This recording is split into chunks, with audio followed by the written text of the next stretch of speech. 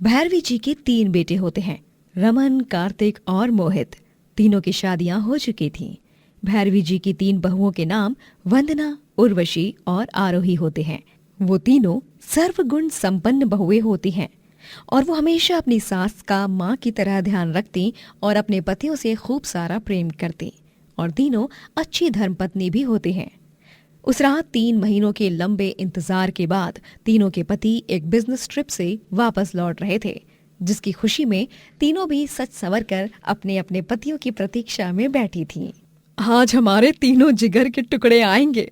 हम तो आज बहुत बहुत बहुत खुश हैं। उर्वशी बहू, तुमने वो आरती की थाली तो सजा दी ना?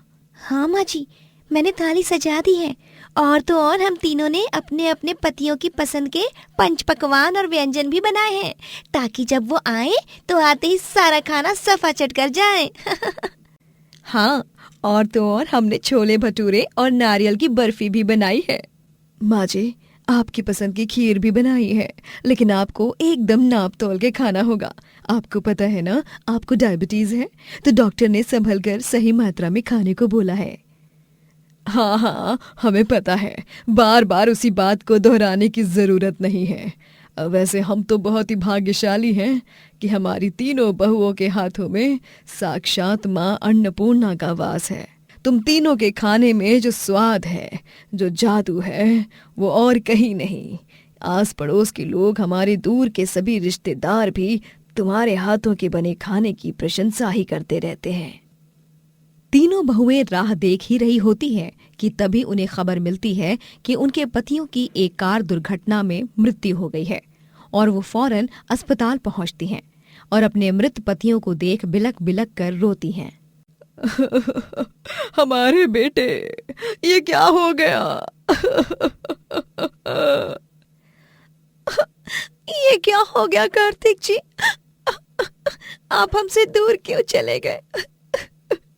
हमें विधवा करके चले गए। मोहित जी, उठिए ना मोहित जी, उठिए।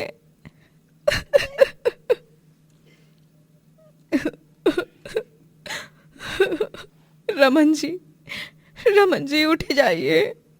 आपकी वंदना कैसे जिएगी अब रमन जी? तीनों पतियों के जाने के बाद भैरवी की तीनों बहुएं विधवा हो जाती हैं और अब उन सब पर पैसों की समस्या आ जाती है। तीनों बेटों को जाकर आज 1 महीना हो गया है। माँ जी, घर में चीनी खत्म हो गई है, आटा भी थोड़ा ही बचा है। हाँ, हम सब अब क्या करेंगे? हम तीनों के पतियों की तो कुछ संपत्ति भी नहीं है, ना कुछ रख कर गए हैं। किसने सोचा था कि हमारी जिंदगी में ऐसा भी दिन आएगा? सब आपस में दुखी होकर बातें कर रही होती हैं कि तभी घर की घंटी बजती है और आरोही दरवाजा खोलती है और देखती है कि घर के मालिक आलोकनाथ आए हुए हैं। का नाटक चल रहा है तुम लोगन का? 1 महीना से बिजली का बिल नहीं भरा, मेंटेनेंस भी नहीं भरा। अरे हम का तुम लोगन ने अपना रिश्तेदार समझ रखा होवत है का? आलोकनाथ जी, हमको थोड़ा और समय दे दीजिए। हमने हमारे बेटे खोए हैं, इस घर की नींव खोई है, घर में खर्चे के लिए भी पैसे नहीं हैं, जरा समझिए ना। हाँ मालिक जी, प्लीज हमें कुछ और दिनों की मोहलत दे दीजिए, हम पैसे का बंदोबस्त कर देंगे, हम पर यकीन कीजिए। अरे तुम लोगन का यकीन गया चने की खेत माँ, हमका कच्छो नहीं पता। अगले 7 दिन माँ हमका हमार पैसा चाहिए, कौनो भी हालत माँ, समझ में आई गवा? और अगर ई का बावजूद भी तुम लोगन ने पैसा नहीं दिया तो हम तुम लोगन का सारा सामान, सारा बोरिया बिस्तरा उठाई के बाहर फेंक पटक देंगे। आलोकनाथ उन सब को डरा धमका कर वहां से चला जाता है और फिर तीनों बहुएं और भैरवी अति चिंताग्रस्त हो जाते हैं। अब हम क्या करेंगे? समझ में नहीं आ रहा। हमारे पास तो कोई जेवरात भी नहीं है जिसे हम बेच बाच कर थोड़े बहुत पैसे इकट्ठा कर लें। तीनों बहुएं चिंता में होती हैं और सोच में पड़ जाती हैं और फिर उर्वशी के दिमाग में एक विचार आता है। मेरे पास एक आइडिया है। हम तीनों के हाथों का खाना जो कोई भी खाता है वो दीवाना हो जाता है, और अब हम अपना छोटा सा ढाबा खोलकर वहाँ पर खाना बनाकर बेच सकते हैं। आजकल तो हर कोई ऑफिस, स्कूल, कॉलेज या घूमने जाता है, तब बाहर का ही खाना खाता है ना। अरे वाह, ये तो बहुत ही अच्छा सुझाव है। इससे तो हम अच्छे खासे पैसे भी कमा सकते हैं ना। बहुत अच्छी बात है ये तो। ये बहुत ही अच्छा सुझाव लगा हमें। उर्वशी, लेकिन एक बात की समस्या है, हम ढाबे को खोलेंगे कैसे? उसके लिए भी तो पैसों की जरूरत होगी ना। हाँ, हम भी यही कहने वाले थे। ये सब तो समस्या है ही। कैसे ढाबा खोला जाएगा और कैसे काम होगा, शुरू में ही सब तय कर लो। क्या कैसे करोगी तुम तीनों? उस सब की आप लोग चिंता मत कीजिए। मेरी सहेली है जो हमें उसके खाली मकान को इस्तेमाल करने की इजाज़त दे देगी, और जब पैसे आ जाएंगे हम उसे उसके हिस्से के पैसे भी दे देंगे। हाँ, फिर तो बढ़िया है। तीनों बहुएं भगवान का नाम लेकर ढाबे का उद्घाटन करती हैं और भैरवी ढाबे में मंदिर स्थापना करके उसमें दिया भी प्रज्वलित करती है। हे माता रानी, मेरी तीनों विधवा बहुओं के ढाबे की खूब तरक्की हो। इतनी के ऊपर आसमान से मेरे तीनों बेटों को अपनी बीवियों पर बहुत गर्व महसूस हो। तीनों बहुएं चूल्हे पर पानी छिड़क कर और गैस पर गुड़हल का पत्ता रख के हाथ जोड़कर प्रणाम करती हैं और सारा खाना पकाती हैं। पहले ही दिन में ग्राहकों की लंबी कतार लग जाती है और उन सबको तीनों बहुओं के हाथ का बना खाना बहुत पसंद आता है और वो सब उनकी तारीफों के पुल बांधते हैं। ओए होए होए ओए बहन जी, ओ जी, आपने तो दिल खुश कर देता। इतना अच्छा कढ़ाई पनीर तो मैंने आज तक नहीं खाया। ओए बल्ले बल्ले, ओ शावा शावा। वाकई में, और आपके ये फुलके, ये कितनी अच्छी तरह फूले हैं, और तो और इनका स्वाद भी काफी अच्छा है। कौन सी चक्की से आटा पिसवाया है, जरा हमें भी बताइए। अयो रामा वेंकटेश्वरा, ये इतना अच्छा इडली सांबर तो मेरा बीवी भी नहीं बनाता जी, और मेरा अम्मा ने भी नहीं बनाया। जल्दी से बताइए, इतना अच्छा कुकिंग के पीछे क्या राज है जी? कोई राज नहीं है, आटा भी हमने घर पर ही पीसा है और मसालों को भी सिलबट्टे और ओखल में कूट कूट कर बनाया है। और हमारे इतने अच्छी कुकिंग के पीछे बस यही बात छिपी हुई है कि आप खाना ही क्या, कोई भी काम अगर सच्चे मन, लगन और मेहनत और पूरी निष्ठा से करो ना, तो वो काम अवश्य आपको सफलता और अच्छा परिणाम देगा। आप भी आजमा कर देखिए जीवन में। सच माँ, तुम तीनों का सुहाग उजड़ गया, तब वो भी ई चेहरे पे मुस्कान और मनमा निरंतर जज्बा। हमका तुम लोगन से बुजुर्ग हुई के बावजूद भी प्रेरणा मिलत रही है। भगवान तुम तीनों को ढेर सारी सफलता और तरक्की दे, और ऐसे ही मस्त मस्त स्वादिष्ट व्यंजन पकाई के तुम दूसरा लोगन का दिल जीतते रहो, यही मनोकामना करत है। धन्यवाद काका।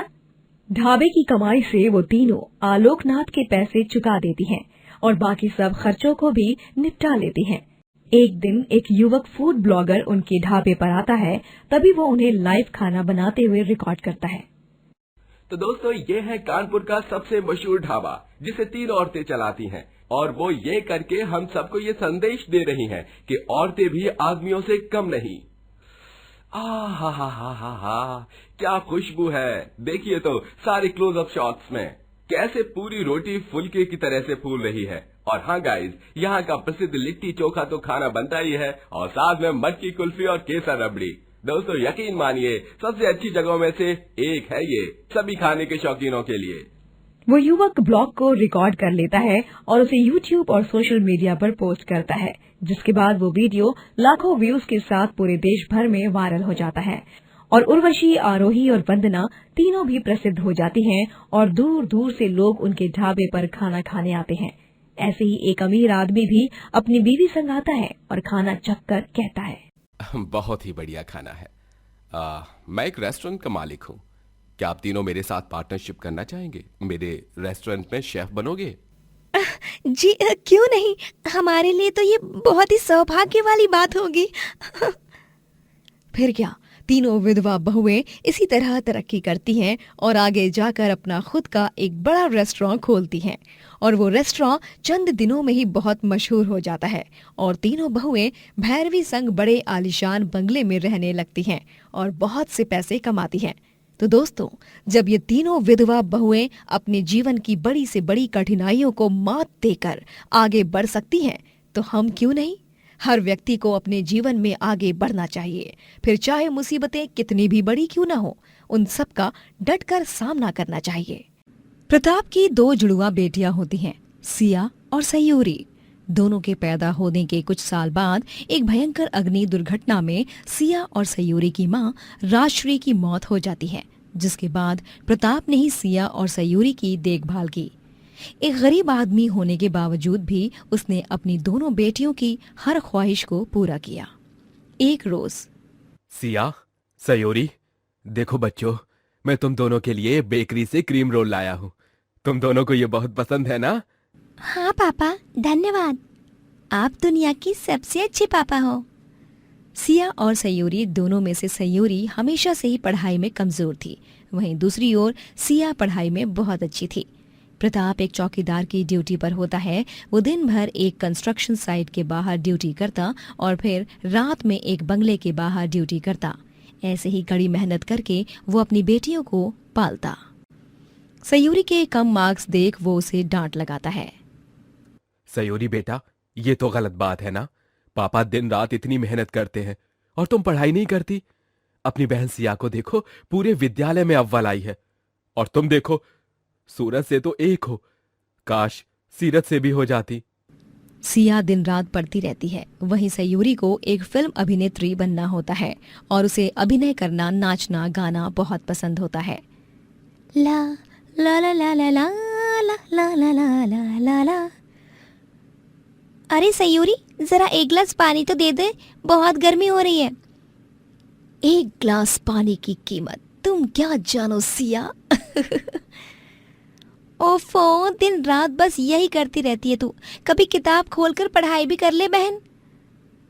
अरे सिया, मेरे हिस्से की पढ़ाई तू ही कर लेना।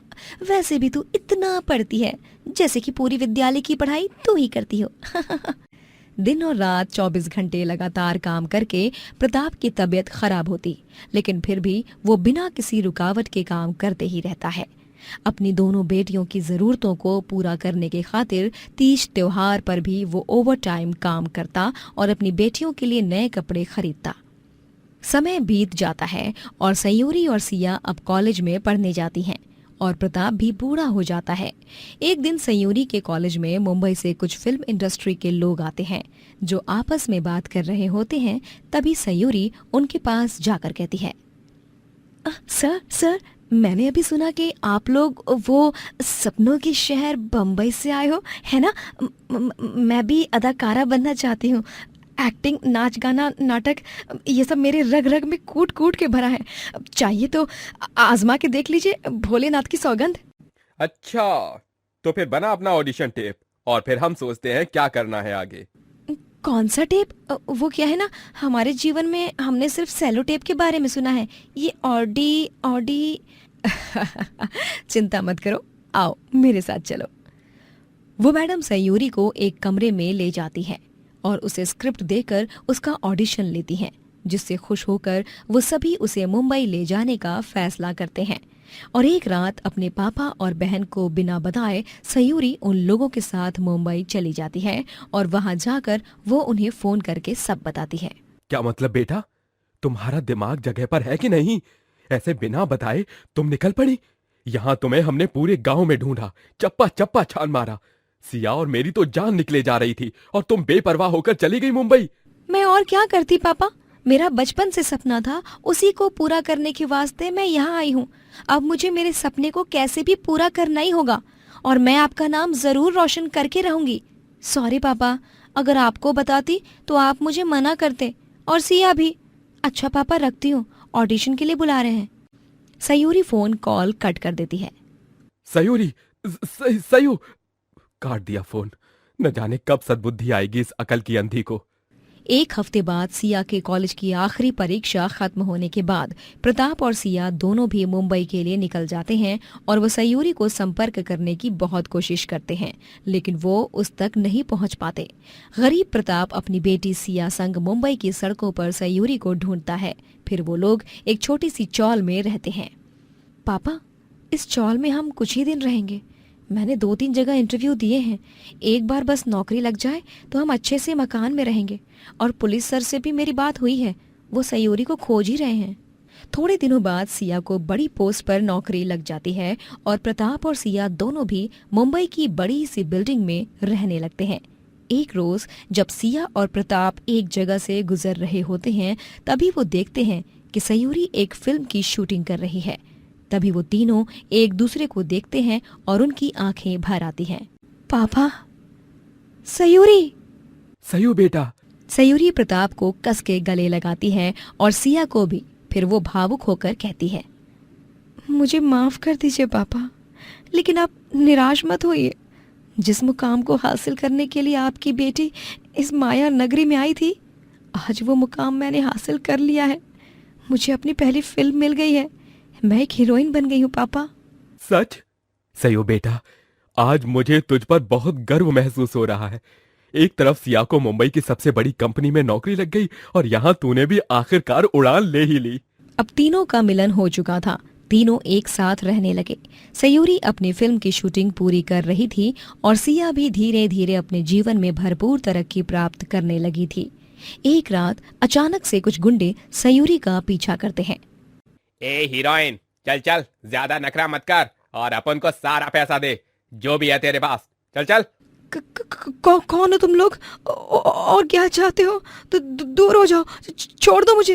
अरे ऐसा कैसे छोड़ देने का मैडम, छोड़ने के लिए थोड़े पकड़ा है अपन। अरे चलो चलो, निकाल लो पैसा, वरना उसका अंजाम बहुत बुरा होगा। पहले ही बता दे रहे हैं अपन। सयूरी गुंडों की बात नहीं मानती और जब सयूरी उनसे जबान लड़ाती है, तभी वो गुंडे उसके गले पर छुरी से वार करते हैं और वो बेहोश होकर गिर जाती है। बॉस, लगता है ये लड़की टपक गई, मर गई है ये लड़की। अरे क्या बातें कर रहा है तू? इससे पहले कि अपन लोग किसी लफड़े में पड़ जाएं, भाग यहाँ से। तीनों गुंडे सयूरी को सड़क पर बेसहारा छोड़कर भाग जाते हैं। उन्हें ये लगता है कि सयूरी मर चुकी है, जबकि ऐसा नहीं होता, वो जिंदा होता है।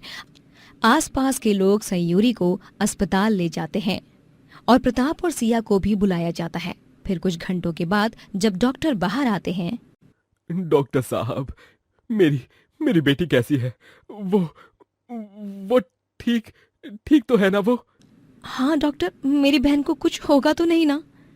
घबराइए मत आप दोनों, सयूरी जी को कुछ नहीं हुआ है। भगवान का लाख लाख शुक्र है कि गले पे जो वार हुआ है वो बड़ी नहीं, मामूली चोट है। उन्हें होश आ चुका है। आप दोनों उनसे मिल भी सकते हैं। सिया और प्रताप सयूरी से मिलते हैं और फिर सयूरी उन्हें सब बताती है और फिर वो सब सुनकर गुस्से से सिया बोलती है, सयूरी, मैं तुझसे वादा करती हूँ कि मैं उन तीनों गुंडों को नहीं छोड़ूंगी। अब देख तेरी जुड़वा बहन क्या करती है। हमारा जुड़वा होना शायद इसी दिन के लिए लिखा गया था। सिया उन क्रूर दरिंदे गुंडों के अड्डे का पता लगाती है और फिर उनके अड्डे पर सफेद साड़ी पहनकर और हाथ में जलती हुई मोमबत्ती लेकर भूतनी के अवतार में जाती है, ताकि उन्हें लगे कि ये तो सयूरी की आत्मा है।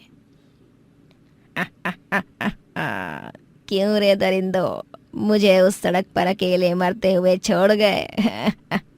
तुम्हें क्या लगा इतनी आसानी से पीछा छोड़ दूंगी मैं तुम्हारा? मैं तुम तीनों से बदला लेने आई हूँ। आई शपथ, बचाओ मम्मी। अरे बॉस, ये तो उस लड़की का भूत है। ओ, अपनी तो वाटिच लग गई। अरे देवा रे देवा, बचाओ बचाओ मम्मी। सिया भूतनी बनकर उन तीनों को खूब दौड़ाती है और परेशान करती है और फिर कुछ देर बाद वहां पर सयूरी, प्रताप और पुलिस ऑफिसर आते हैं। तब गुंडों को पता चलता है कि दोनों बहन जुड़वा हैं। अल्लाह, ये क्या मतलब? अपन को येड़ा बनाया? ओए ज्यादा बकवास मत कर। अब चलो तीनों के तीनों जिंदगी भर जेल में चक्की पीसना। पुलिस उन गुंडों को गिरफ्तार करके ले जाती है और सयूरी और सिया दोनों बहन एक दूसरे के गले लगती हैं। सयूरी की पहली फिल्म रिलीज हो जाती है और सिया भी अपनी कंपनी की CEO बन जाती है और दोनों जुड़वा बेटियां अपने गरीब बाप के लिए एक बड़ा बंगला खरीदती हैं और उन्हें तोहफे के तौर पर देती हैं, जिसे देख प्रताप की आंखें नम हो जाती हैं। अरे मुझे तो यकीन ही नहीं हो रहा कि मेरी 2 जुड़वा बेटियों के कारण मैं आज एक बंगले का मालिक बन गया। कल तक बंगले का चौकीदार था मैं, लेकिन आज अपनी बेटियों के कारण मैं भी एक बंगले का मालिक बन गया। तुम दोनों पे बहुत गर्व है मुझे। तीनों एक खुशहाल जीवन व्यतीत करने लगते हैं और सिया और सयूरी दोनों जुड़वा बहनें अपनी जिंदगी में खूब तरक्की प्राप्त करते हैं। सोमनगर कहकर एक गांव था जिसमें मेवालाल नामक एक गरीब आदमी अपनी बीवी अनुपमा, बूढ़ी माँ कौशल्या और छोटे बेटे मुन्ना के साथ रहा करता था। वो लोग बहुत गरीब थे। मेवालाल मजदूरी करता और अपने परिवार का पेट पालता। उसकी बीवी अनुपमा काफी अच्छा गाती थी। उसे हमेशा से एक गायिका बनना था, लेकिन अपनी गरीबी के कारण वो अपना सपना पूरा नहीं कर पाई। गांव में एक दिन एक गाने की प्रतियोगिता होती है माता के जगराते में, और उसमें गाकर अनुपमा 50,000 रुपयों का इनाम और उपहार के तौर पर एक फ्रिज जीत जाती है। वाह, क्या कमाल गाती हो आप अनुपमा जी। वाकई में साक्षात माँ सरस्वती विराजती हैं आपके गले में, यकीन मानिए। और अब तो इस फ्रिज की मालकिन आप बन गई हो। ले जाइए इसे अपने घर। जी बहुत बहुत धन्यवाद आपका जज सर। अनुपमा उस फ्रिज को अपने घर ले आती है और इस तरह एक गरीब घर में फ्रिज का गृह प्रवेश होता है। अरे वाह वाह अनुपमा बहुरिया, ये तो तूने कमाल ही कर दिया, वरना हम गरीब लोगन का जीवन माँ ये फ्रिज कहाँ से आ पाता। तू तो सच माँ इस घर की लक्ष्मी ही है। तुझ पे माता रानी आपन कृपा बरसाए रहे। एक ठो फ्रिज लाया है बहुरिया ने, पहले ही की पूजा कर लेते हैं। का बबुआ सही कहल रही ना? हाँ अम्मा, जाओ जाकर पूजा की थाली लाओ। अरे हमारे घर में साक्षात लक्ष्मी माता पधारी है। ए मुन्ना, शंख तू फूक। कौशल्या आरती की थाली लाती है और फ्रिज पर कुमकुम से तिलक लगाती है और उसे हार चढ़ाया जाता है और उसकी आरती भी उतारी जाती है। फिर मुन्ना शंखनाद बजाकर नारियल फोड़ता है और मेवालाल फ्रिज को घर में एक कोने में रखता है। ये हो गया फ्रिज स्थापित। जय हो फ्रिज की। अनु, तुमने हमें हमारे जीवन की बहुत बड़ी खुशी दी है। हम हमेशा से तुम्हारी गायकी के खिलाफ थे, लेकिन तुम्हारी गायकी के कारण आज इस गरीब के घर फ्रिज आ गया। अब बस भी कीजिए, कितनी तारीफों के पुल बांधेंगे आप लोग। चलिए मैं रसोई में जाकर देसी घी का हलवा बनाती हूँ। अब घर में फ्रिज आया है तो सबका मुंह मीठा होना तो बनता है ना। हाँ हाँ बहुरिया, जा जा एकदम मस्त और मजेदार हलवा बना और सबसे पहले उसका भगवान जी के सामने भोग प्रसाद के तौर पे रख दे। ठीक बा? ठीक है अम्मा जी। अनुपमा सबके लिए देसी घी का हलवा बनाती है और फिर सब मजे से उसे खाते हैं। उसके बाद सब आपस में बात करते हैं। अरे बबुआ, ये फ्रिज तो अब घर में आई गवा है, लेकिन इका इस्तेमाल कैसे करत है? कौनो खबर है कि नहीं? कारे अनुपमा बहुरिया? नहीं अम्मा जी, मैं नहीं जानती इसे कैसे इस्तेमाल करते हैं। ना तो कभी देखा ना इस्तेमाल किया। अरे हमें भी नहीं पता अम्मा कि इस फ्रिज को कैसे इस्तेमाल करते हैं। बस इस प्लग को लगाना है और चालू हो जाएगा, इतना पता है। तो फिर बापू लगा दो ना प्लग। हाँ बबुआ, वही कर, ये प्लग को घुसाई दे। मेवालाल फ्रिज के प्लग को स्विच बोर्ड में लगाता है और फिर फ्रिज की बत्ती जलती है और उसमें से ठंडी बर्फीली हवा आने लगती है। चारों लोग चकित हो जाते हैं और उस फ्रिज के सामने जाकर बैठ जाते हैं और हवा खाने लगते हैं। ए बबुआ, ऐसा लागत है कि हम हिमालय की बर्फीली पहाड़ियों की चोटी पर खड़े हैं और ये बर्फीली हवा का आनंद उठा रहे हैं। मजा आ ही गया। इतनी तपती भयंकर गर्मी में ये फ्रिज किसी देवता से कम नहीं है। हाँ मुन्ना बिटवा, एकदम सही बोल रहे हो तुम। जाओ जाकर वो हमारा टूटा हुआ कैमरा तो लाओ जरा, एक ठो सेल्फी लेते हैं। हाँ मुन्ना, जाओ जल्दी जाओ, वो मेले से लाई थी ना अटैची, उसमें है। हाँ माई बाबू, अभी लाया। मुन्ना कैमरा लाता है और पूरा परिवार एक सेल्फी खींचता है और फिर बबुआ, तेरा ये कैमरा तो निहायत ही बाबा आदम के जमाने वाला है, लेकिन इमा जौन फोटो आवत है ना, वो एकदम लल्लन टाप लागत है। जी अम्मा। अच्छा, हम क्या कह रहे थे, वैसे भी इतनी तेज गर्म होती है रात भर, तो क्यों ना हम इस फ्रिज के दरवाजे को ही खुला रख दें, ताकि ठंडी हवा ही चलती रहेगी। क्यों अनु? हाँ मुन्ना के बापू, आप सही कह रहे हैं, ऐसा ही करते हैं। मेवालाल रात भर फ्रिज के दरवाजे को खुला ही रखता है और पूरा परिवार फ्रिज की ठंडी हवा खाते हुए सोता है। अगली सुबह बहुत बढ़िया नींद आई, मजा आएगा वाह। हाँ, मानो सदियों बाद सोए हो, वरना गर्मी में तो बस रात में 100 बार करवटें बदलते रहते हैं। सही कह रही हो। चलो हमारा नाश्ता तैयार कर दो, आज मूली के पराठे दे दो। जी मुन्ना के बापू। अनुपमा मेवालाल को नाश्ता देती है और फिर नाश्ते के बाद मुन्ना रोते हुए आता है और बोलता है, अम्मा, माए, बापू, ये देखो ना, मेरी अलमारी में मेरे कपड़ों को चूहे ने काट दिया। अलमारी में कपड़े रखने ही नहीं चाहिए। अरे रे, एक काम कर बिटवा, तू अपने सारे कपड़े हमारी अलमारी में रख दे। अरे नाही नाही, उन सब की कौनो जरूरत नहीं है। ए मुन्ना, जाकर अपना कपड़ों का पूरा जो बांध के रखे हो उला फ्रिज में घुसेड़ दे। हाँ अम्मा, ये तो एकदम मस्त सुझाव है। ये फ्रिज भी तो एक अलमारी की तरह ही है। मैं यही करता हूँ जो आपने कहा। मुन्ना अपने सारे कपड़े लाकर फ्रिज में भर देता है। बेचारे गरीब परिवार को ये समझ ही नहीं आता कि फ्रिज को कैसे इस्तेमाल करते हैं। फिर 2 दिन बाद शहर से मेवालाल का चचेरा भाई अर्जुन आता है। अर्जुन घर में फ्रिज को उस तरह देख एकदम से चौंक जाता है और हंस पड़ता है। कारे अर्जुन बेटवा, काहे हंसत है? हाँ अर्जुन, तुम हंस क्यों रहे हो इस फ्रिज को देखकर? ओ गॉड, मेवालाल ये तुमने क्या कर दिया? अरे फ्रिज को ऐसे इस्तेमाल नहीं करते। मतलब? अरे अनुपमा भाभी, ये देखिए, हम आपको YouTube पे एक वीडियो दिखाते हैं जिसमें सब बताया है कि कैसे एक फ्रिज को इस्तेमाल करते हैं और आखिर एक फ्रिज क्या होता है, उसकी सरल सही परिभाषा क्या है। अर्जुन उन सबको YouTube वीडियो दिखाता है और फिर सभी की अकल ठिकाने आती है और उन्हें समझ आता है कि उन्होंने कितनी ऊट पटांग हरकत कर दी है। अरे दादा, ये हमने क्या कर दिया? हम तो ईगा अलमारी समझ बैठे, पर ई तो कुछ और ही निकला। चलो अच्छा ही हुआ जो हमें देर होने से पहले सब पता चल गया। धन्यवाद अर्जुन भाई साहब, आपके कारण हमें ये सब पता चला। अगर आप काम के सिलसिले में गांव में नहीं आते तो बगैर कुछ जाने इस फ्रिज को 1 हफ्ते में ही बिगाड़ कर रख देते हम।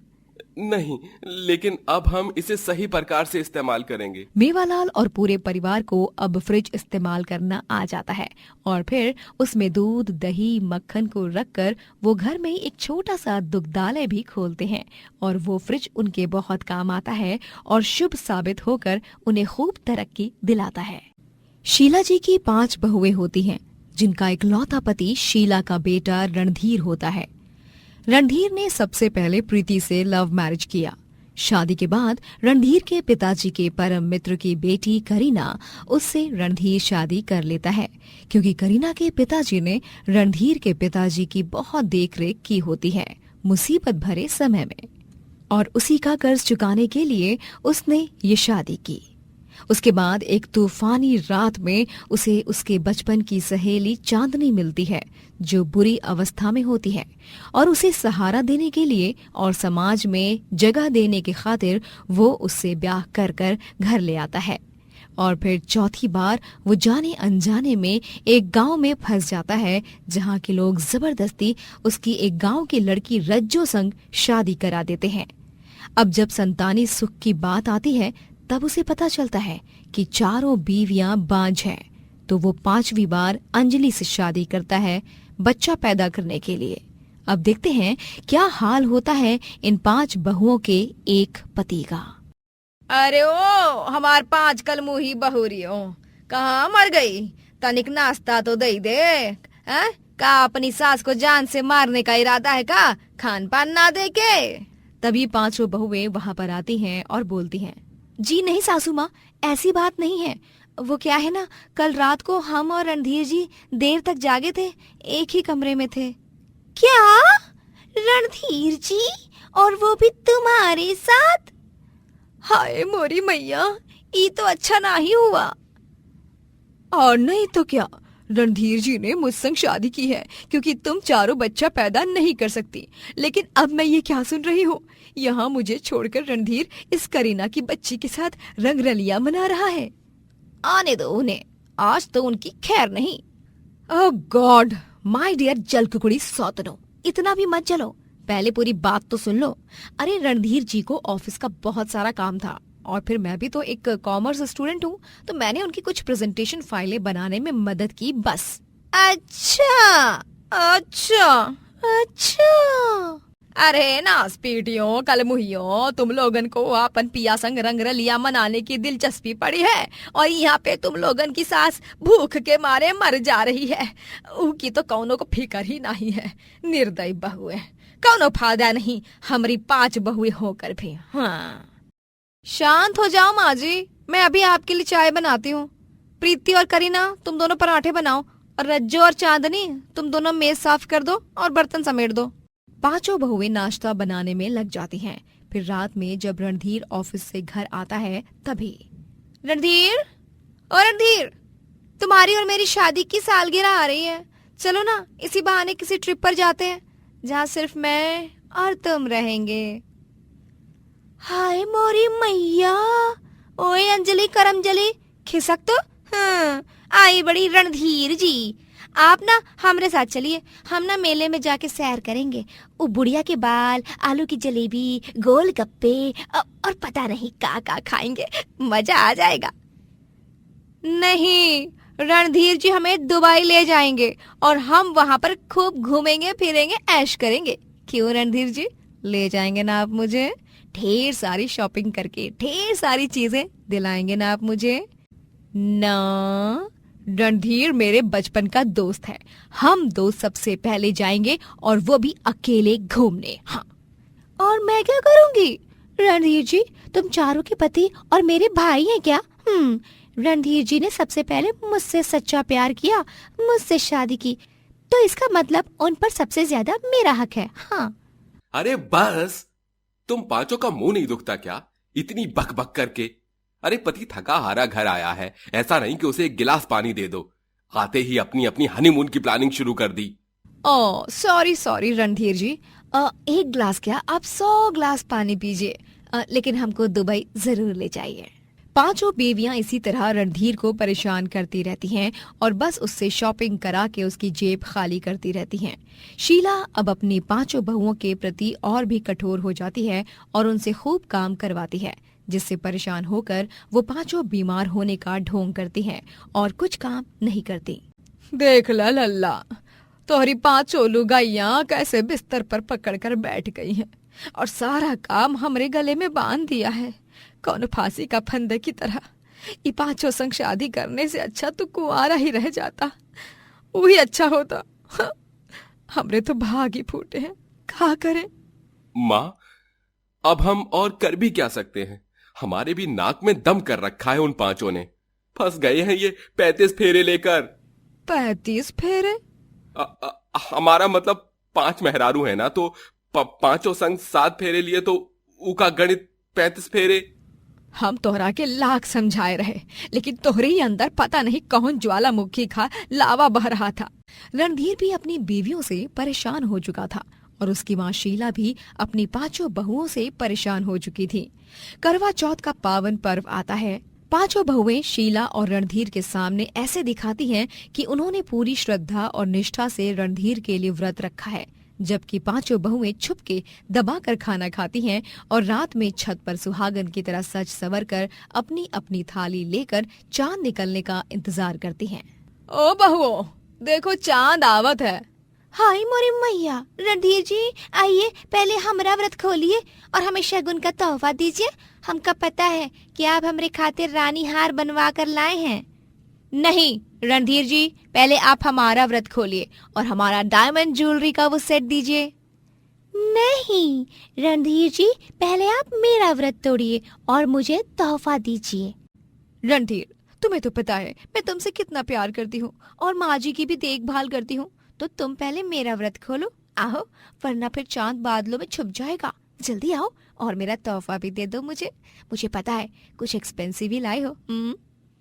ओ अंजलि करमजली, तो हार मतलब का है कि हम लोगन रणधीर जी से नफरत करत हैं और सासू माई पर अत्याचार। हाँ, तुम पांचों ने मेरी लंबी उम्र के लिए व्रत रखा है या अपने तोहफों के लिए?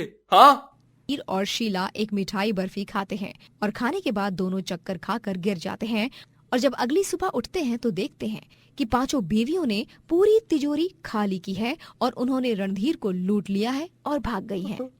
अरे नहीं, ये क्या हो गया मेरे साथ? मेरी पांचों बीवियां मुझे कंगाल करके चली गई। अब तो मैं न घर का रहा न घाट का। और कर 50 शादियां। हाँ, कल मुहा कहीं का। अब बैठ यहाँ पे रोते और पछताते हुए। मनमोहन और उमा दोनों ही फतेहपुर में अपने छोटे बेटे ऋषि संग रहते थे। मनमोहन अपने पैरों से अपाहिज था, जिसके चलते वो घर पर ही रहता और चल फिर नहीं पाता और सारी जिम्मेदारियां उमा के कंधों पर आ गई थी। उमा दूसरे लोगों के घर में जाकर खाना पकाती और अपना और अपने पति और बेटे का पेट पालती। मनमोहन जी, ये लीजिए खाना। मनमोहन बस व्हील चेयर पर ही बैठा रहता और वो अपने पैरों पर खड़ा भी नहीं हो पाता। उमा, मुझे माफ कर दो। पता नहीं उस रात क्या हुआ और मेरा एक्सीडेंट हुआ। मैंने अपने पैरों को खो दिया और अपाहिज हो गया, और मेरी वजह से तुम्हें इतना सहना पड़ता है, इतनी मेहनत करनी पड़ती है। इतनी मेहनत करती हो तुम और मैं बस इस व्हील चेयर पर ही पड़ा रहता हूँ। ऐसा मत कहिए, आप अपाहिज हो गए, इसमें आपकी क्या गलती है? आपने जानबूझ के थोड़ी ना ये सब किया है। भले ही डॉक्टर बाबू ने कहा है कि आप शायद ही कभी अपने पैरों पर खड़े हो पाएंगे, लेकिन मुझे अपने भगवान पर और हमारे पवित्र प्यार पर पूरा भरोसा है कि आप एक ना एक दिन जरूर ठीक हो जाएंगे। उमा और मनमोहन दोनों ही एक दूसरे से बहुत प्यार करते थे और उनका प्यार ही उन दोनों की ताकत भी था। उमा को तकलीफ ना हो, इसीलिए मनमोहन रोज सुबह जल्दी उठकर ऋषि को तैयार करता, उसके बाल बनाता, उसका टिफिन पैक करता और उसको पढ़ाई भी करवाता। कभी कभी व्हील चेयर पर बैठकर ही घर की अलमारी या कोना साफ कर देता। उमा 3 जगह पर खाना बनाने जाती और तीनों ही मालकिनें बहुत क्रूर होती हैं। अरे ओ हीरोइन, अच्छे से कूटना मसाले को, तेरे हाथ छिल जाएंगे, इसका डर है क्या तुझे? क्यों, किसको दिखाने हैं तेरे हाथ तुझे? डेट पे जाना है क्या, बेवकूफ कहीं की? नहीं नहीं मालकिन साहिबा, नहीं नहीं।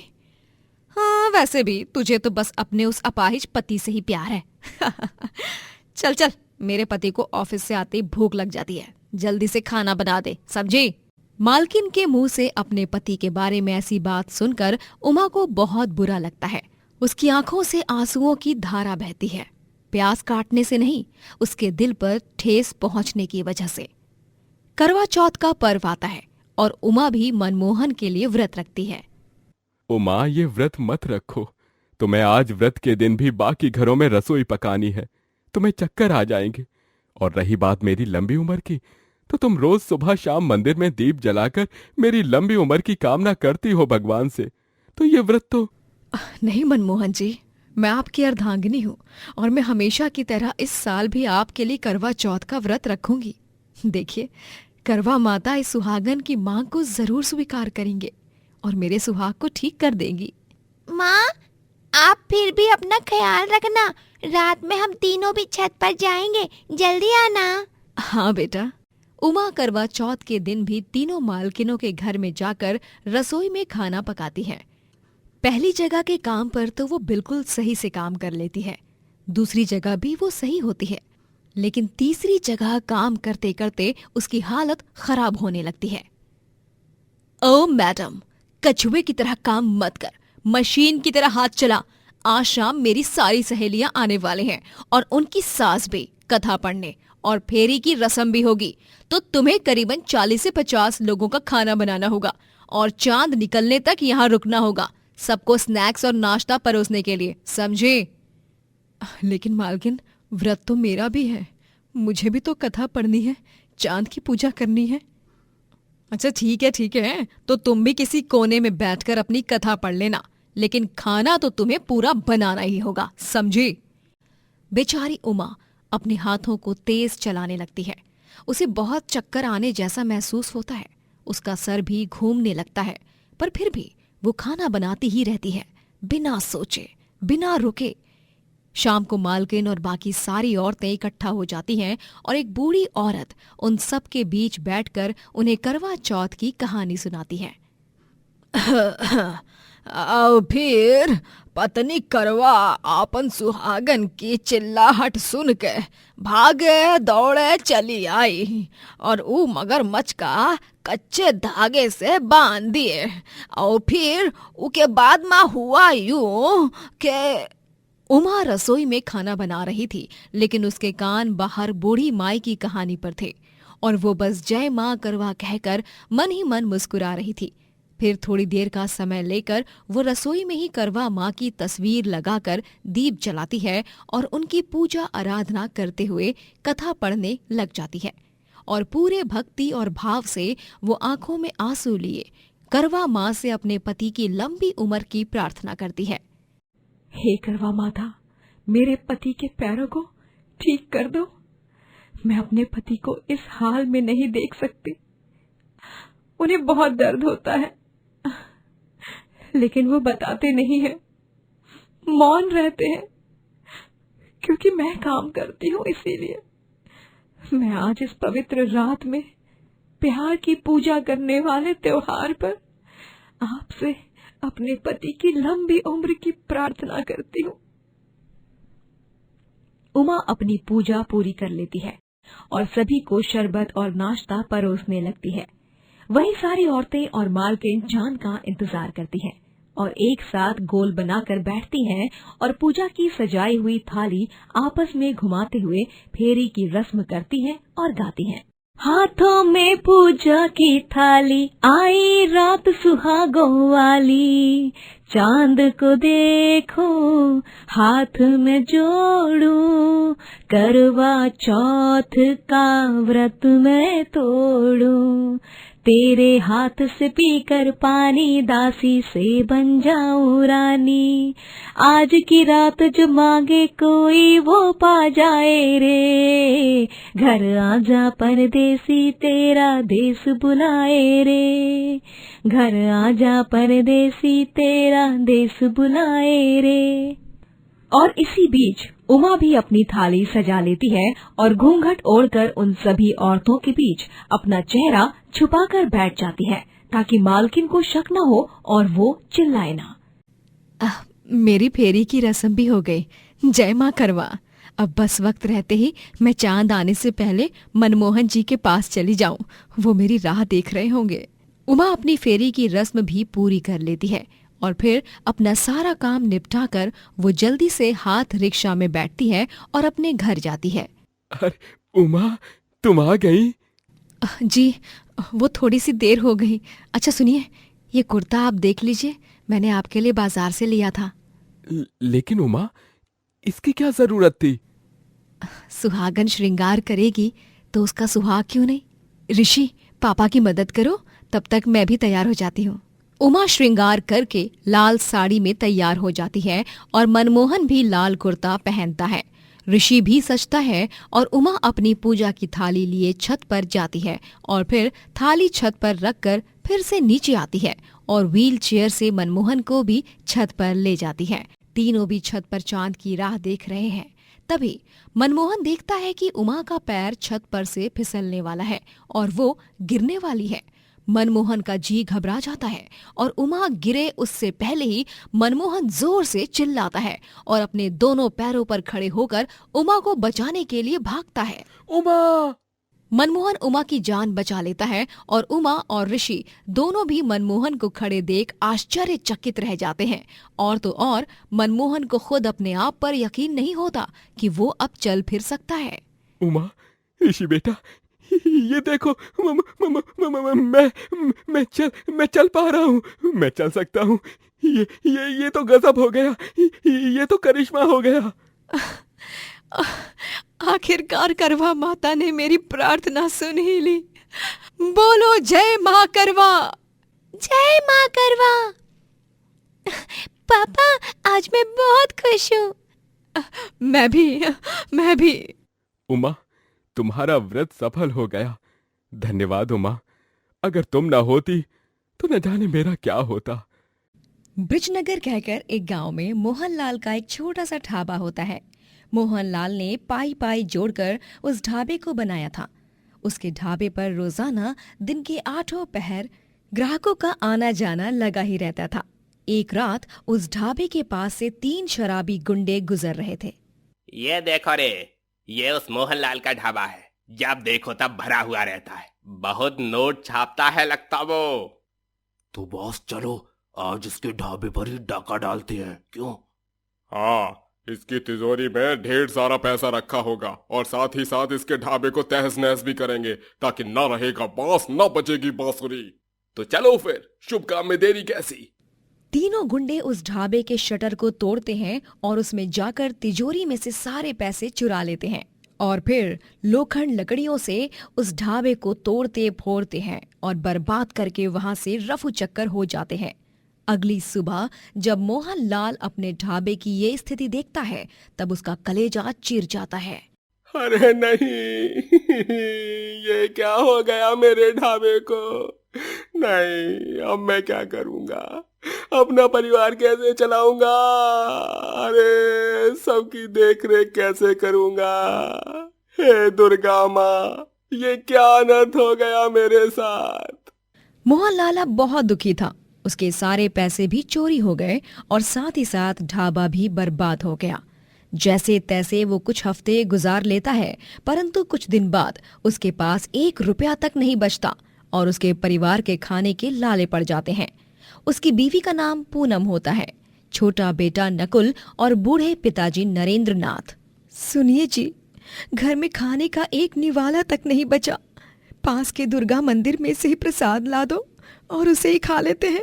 हाँ पूनम, तुम सही कह रही हो। हम भूखे रह लेंगे तो भी कोई मलाल नहीं, लेकिन हमारा नकुल भूखा प्यासा नहीं सोना चाहिए। अरे तू कौनो चिंता मत कर मुन्ना, सब वो समय की बहती धारा के साथ ठीक हो जाएगा। और तू तो इतना बड़ा पूजा पाठी है, तुहार ऊपर अगर कोनो मुसीबत के बादल मंडराए रही तो ऊ का हटाई के खातिर दुर्गा माँ जरूर आएगी। बस हिम्मत मत हार, तू तो हमारा शेर है मुन्ना। नरेंद्र नाथ तिवारी का बेटा है और का। मोहनलाल दुर्गा मंदिर से बचा हुआ प्रसाद लाता है और उसे नकुल को देता है और नकुल खाकर सो जाता है। मोहनलाल एक बहुत ही बड़ा दुर्गा भक्त होता है। वो हर सुबह 7 बजते ही दुर्गा मंदिर में जाकर पंडित जी से पहले मंदिर के पट खोलता है और पूजा करता है। उसका दुर्गा माँ पर अटूट भरोसा होता है। नवरात्र का पावन त्योहार आता है। बापू, इस साल भी हम हमारे घर में दुर्गा माँ की स्थापना करेंगे ना? हाँ बेटा, हम जरूर करेंगे दुर्गा मैया की स्थापना। तभी पूनम मोहनलाल से कहती है, लेकिन यहाँ तो गरीबी में आटा गीला है और आप ऐसे में कैसे करेंगे दुर्गा माँ की स्थापना? हाँ बताइए। हमका पता है, ये जो त्योहार पति परमेश्वर है ना, ये बचपन माँ गणेश जी और दुर्गा माँ की मूर्ति बनाने वाले के पास जाके घंटों तक ऊ का निहारत रही और ऊ निहार निहार कर इन्हें भी मूर्ति बनाना सीख लिया। हाँ पूनम, बाबूजी एकदम सही कह रहे हैं। तो क्या हुआ अगर हम गरीब हो गए हैं? इस साल भी हर साल की तरह हम धूमधाम और भक्ति भाव से दुर्गा पूजा करेंगे। मैंने 2-3 दोस्तों से नौकरी की बात की है। बस दुर्गा माँ की कृपा रही तो मुझे कहीं पर नौकरी मिल जाए अच्छी सी। अब मैं फिर से तो अपना ढाबा खड़ा नहीं कर पाऊंगा, मुझे अब फिर से शून्य से शुरू करना होगा। मोहनलाल मिट्टी लाता है और अपने हाथों से दुर्गा माँ की छोटी सी प्रतिमा बनाता है और फिर नवरात्रि के दिन वो अपने घर पर उनकी स्थापना करता है और पूरी श्रद्धा के साथ वो दुर्गा माँ की आरती करता है। पूरे गांव का परिसर भक्ति से खिल उठता है। बोलो दुर्गा अम्बे भवानी की जय। अगले दिन मोहनलाल को सड़क से गुजरते हुए उसका बचपन का दोस्त पिंटू दिखता है। अरे मोहन वाह, तू यहाँ? अरे कैसन बा? क्या बताऊं यार पिंटू, मुझ पर तो मुसीबतों की बाढ़ आ गई है सच में। का रे, ऐसन काहे बोलत बानी? का हुआ है? विस्तार में तो बताई दे भाई। तभी मोहनलाल पिंटू को सब कुछ बताता है और वो सब सुनकर पिंटू बोलता है। अच्छा तो ये बात है। ठीक बा, सुन, हमरे पास भी ज्यादा पैसा नहीं है, पर फिर भी तोहार के घर खर्च हो उतना पैसा हम तोहका दे सकत हैं। अरे वाह, धन्यवाद पिंटू, तेरा बहुत बहुत धन्यवाद। जैसे ही मेरे पास पैसे आ जाएं, मैं तुरंत तुझे तेरे पैसे वापस लौटा दूंगा। अरे यार, का तू भी ई रख, बस ई ही उम्मीद और प्रार्थना करत हैं कि दुर्गा मैया तोहार पीड़ा दूर कर देई। मोहनलाल उन पैसे से बनिए की दुकान पर जाकर कुछ सामान लेता है और दुर्गा माँ के लिए मिठाई और फूल फल खरीदता है। वो नवमी के दिन कन्या पूजन भी करता है। 9 कंजकों को शीरा पूरी का प्रसाद खिलाकर उनके पैर छूकर आशीर्वाद भी लेता है। सभी छोटी कन्याएं उसके सर पर हाथ रखकर उसे तहे दिल से आशीर्वाद देती हैं और चली जाती हैं। फिर दोपहर में मोहनलाल के घर के द्वार पर एक गरीब भिखारी आता है, जिसका हुलिया काफी खराब होता है और कपड़े भी फटे पुराने होते हैं। वो उन सबसे कहता है, मालिक, हमका तुहार रसोई की खिड़की से हलवा पूरी की खुशबू आई रही।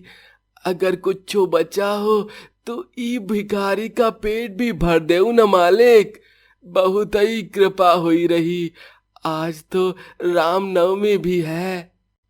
अरे जा पूनम बहुरिया, ई गरीब के लाने भी खाना ला। आज के दिन गरीब का पेट भरना बहुत ही पुण्य वाली बात हुई रही। हाँ बाबूजी। पूनम उस भिखारी को खाना देती है और वो उनके घर के अंदर आकर पटल पर बैठकर खाना खाता है। और जब उसका ध्यान कहीं और होता है, तभी वो देखते हैं कि भिखारी तो गायब हो चुका है और फर्श पर एक संदूक पड़ा होता है। ये क्या? वो भिखारी कब गया कुछ पता ही नहीं चला। और ये संदूक, इसमें क्या है? मोहनलाल उस संदूक को खोलता है और वो देखता है कि उस संदूक में ढेर सारे पैसे और सोने के सिक्के हैं। सभी घर वाले ये देखकर भौचक्का रह जाते हैं। ई माँ तो इतना सारा धन है। हाँ, लेकिन ये यहाँ हमारे घर की चौखट को पार करके कैसे आया? वही तो। तभी अचानक से उन सबको दरवाजे से शेर की दहाड़ सुनाई देती है और द्वार पर एक दिव्य रोशनी उजागर होती है और स्वयं दुर्गा माँ अवतरित होती हैं। दुर्गा माँ अपने शुभ चरणों को आगे बढ़ाते हुए पैरों के लाल छापों से मोहनलाल के घर में आती हैं और दुर्गा माँ को देख सभी घर वाले आश्चर्यचकित हो जाते हैं और हाथ जोड़कर प्रणाम करते हैं। दुर्गा माँ, आप, वो भी एक गरीब के घर। व्यक्ति चाहे अमीर हो या गरीब, मैं किसी में भेदभाव नहीं करती। मैं तो बस उनकी भाव भक्ति देखती हूँ और तुम्हारी श्रद्धा एवं निरंतर आस्था और आराधना को देख मुझे यहाँ प्रकट होना ही पड़ा। तो इसका मतलब वो भिखारी और ये संदूक, ये सब आपकी ही लीला है दुर्गा मैया? हाँ पूनम, उस भिखारी को मैंने ही तुम्हारे घर भेजा था, तुम्हारे मन को परखने की खातिर। और तुमने बिना अकड़ और घमंड जताए एक गरीब होकर एक गरीब का पेट भरा और तुम्हारे इसी व्यवहार से प्रसन्न होकर मैंने तुम्हें ये धन से भरा संदूक दिया है। इसे तुम खुशी खुशी मेरा आशीर्वाद समझकर रख सकते हो मोहनलाल। धन्यवाद दुर्गा माँ, आप हमेशा से मेरी माँ की तरह मेरी देखभाल करती आई हो। मुझ पर चाहे 1000 कठिनाइयां क्यों ना आए, मैं उन सब का डट के सामना करूंगा, क्योंकि मैं जानता हूँ कि मेरी दुर्गा माँ सदैव मेरे साथ है। अवश्य। जय माँ दुर्गा। दुर्गा माँ वहाँ से गायब हो जाती हैं और फिर मोहनलाल दुर्गा माँ की प्रतिमा का ढोल नगाड़ों के साथ विसर्जन करता है और दुर्गा माँ के दिए हुए धन से अपना बड़ा सा रेस्टोरेंट खोलता है और दिन रात एक करके मेहनत करता है और अपने जीवन में खूब तरक्की प्राप्त करता है।